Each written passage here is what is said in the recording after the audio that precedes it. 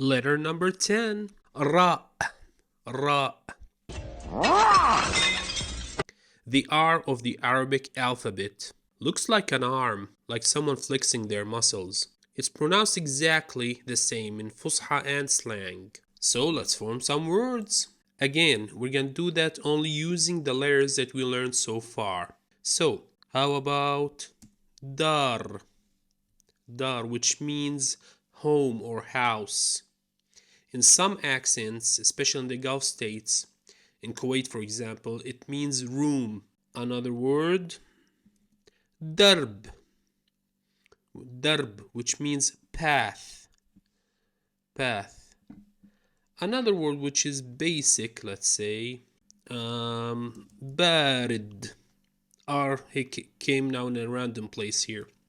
Barid, which means cold, like something is cold, like a beverage is cold, for example.